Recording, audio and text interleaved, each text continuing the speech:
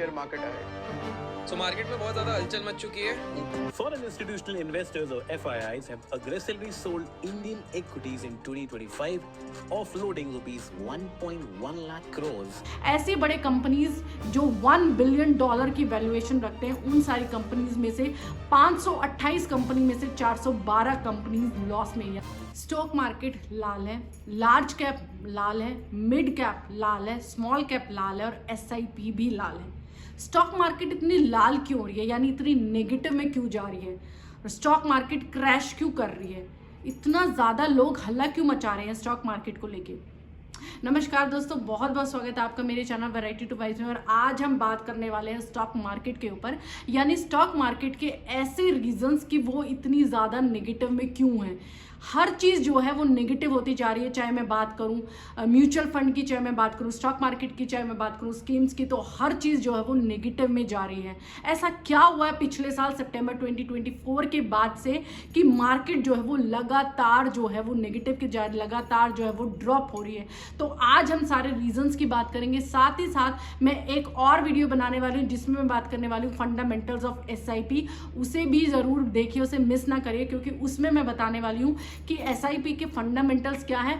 ऐसी अगर सिचुएशन आ जाती है जहां पर मार्केट जो है वो क्रैश होने की स्थिति में, यानी मार्केट जो है वो रोज ड्रॉप कर रही है, तो ऐसी स्थिति में आपको SIP के लिए क्या करना चाहिए.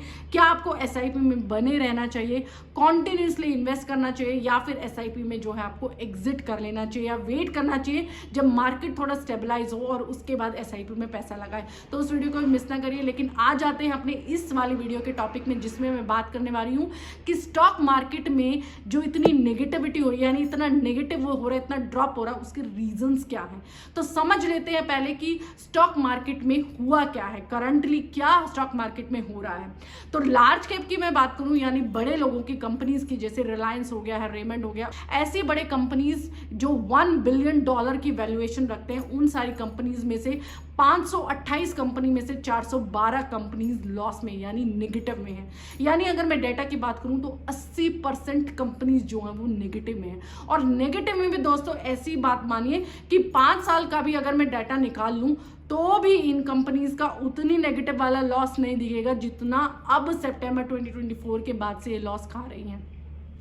अगर मैं बात करूं अपनी मिड कैप की, यानी अभी तो ये बड़े लोगों की बात करी, जैसे भाई हमारे मोटा भाई रिलायंस जो कि बड़ी कंपनी है, वो भी 25% डाउन है. रेमंड जैसी कंपनी जिस पे लोग इतना ट्रस्ट करते हैं, 60% डाउन है. तो होगी बड़े लोगों की वाली बात. जो लार्ज का भी जो कंपनीज होती हैं वो भी डाउन है. साथ साथ अगर हम मिड कैप की भी बात करें, मोस्टली जो है मिड कैप में 500 करोड़ की वैल्यूएशन वाली कंपनीज जो है 5000 लगभग या 4000 लगभग जो है कंपनीज लिस्टेड है BSE में से, उसमें से 1000 कंपनीज तो लॉस में. और ऐसा लॉस दोस्तों जो अगर मैं 52 वीक्स वाला डेटा भी निकालूं ना, उनका वो लॉस भी भरपाई नहीं कर पाएगा, यानी वो इतनी ज़्यादा लॉस में.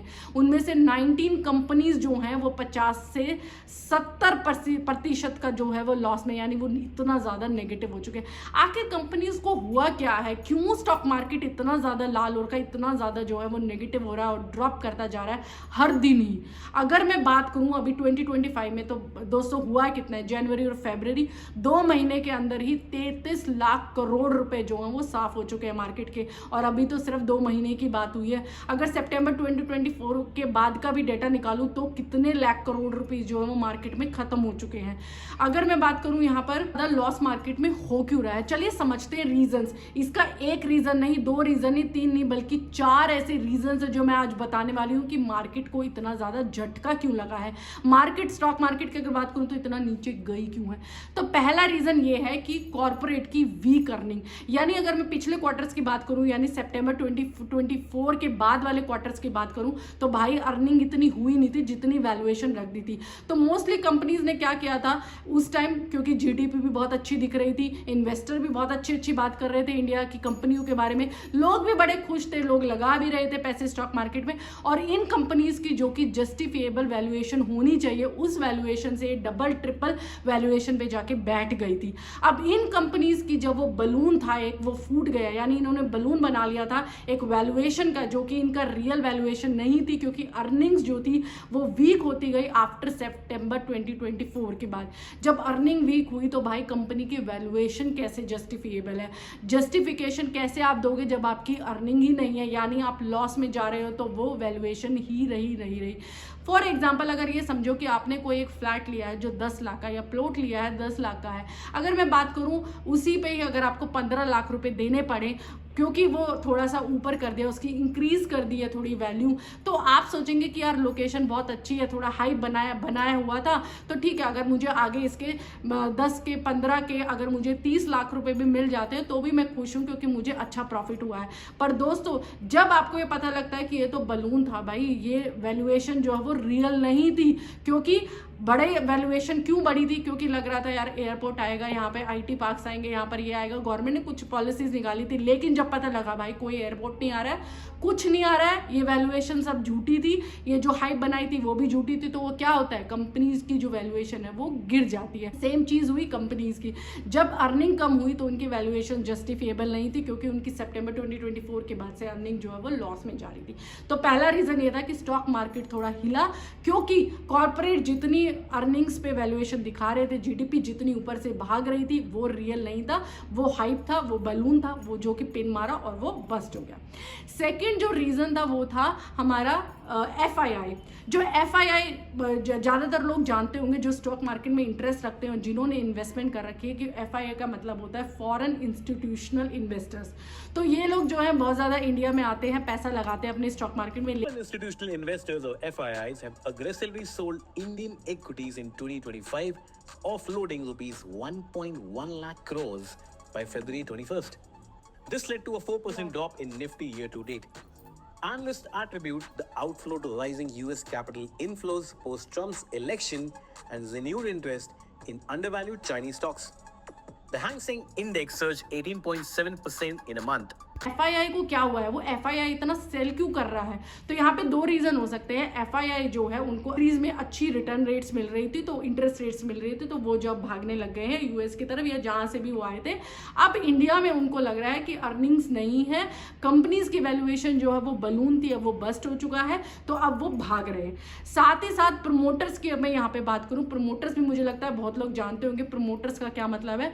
प्रमोटर्स भी कहीं ना कहीं, जब मुझे पता लगा कि भाई एक प्रमोटर है, उसकी 5,000 करोड़ की एक कंपनी है, अब जब लोगों ने उसकी हाइप बनानी शुरू करी, यानी 5,000 करोड़ नहीं भाई आपकी कंपनी तो 7,000 करोड़ है, नहीं ये तो 10,000 करोड़ है, तो उसकी 10,000 करोड़ में वो तो खुश हो गया, मेरी कंपनी की 5,000 करोड़ की वैल्यूएशन है, जो मुझे लगता है सही है, लेकिन हाइप इतनी बना दी कि वो 10,000 करोड़ की दिखने लगी, तो मैं बेचूं क्यों ना, तो वो बेच के चला गया, यानी उसने सेल कर दिया अपने शेयर्स। तो जब प्रमोटर सेल कर रहा है, जब FII सेल कर रहा है, तो खरीद कौन रहा है, खरीद रहे हैं हम जैसे लोग। तो हम जैसे लोग खरीदते हैं, और दो तरीके से खरीदते हैं, यानी डायरेक्ट अगर आप कोई स्टॉक खरीद रहे हो, और इनडायरेक्ट, क्योंकि बहुत लोगों का ये भी क्वेश्चन आता है कि यार हम तो बचे हुए हैं स्टॉक मार्केट से, क्योंकि हम डायरेक्ट स्टॉक्स नहीं खरीद रहे, हम डायरेक्ट शेयर्स नहीं खरीद रहे। पर दोस्तों जो आप म्यूचुअल फंड्स भी खरीदते हो वो भी एक तरीके से इनडायरेक्ट मार्केटिंग है, क्योंकि वो जो आप म्यूचुअल फंड्स हैं वो भी तो यही तरीके के स्टॉक्स ही खरीदते हैं आपके लिए। तो म्यूचुअल फंड्स में भी अगर आपने पैसा लगाया है तो आप इनडायरेक्ट ही खरीद रहे हैं शेयर्स इन्हीं कंपनीज के, तो इतना ज़्यादा खुश होने की ज़रूरत नहीं है।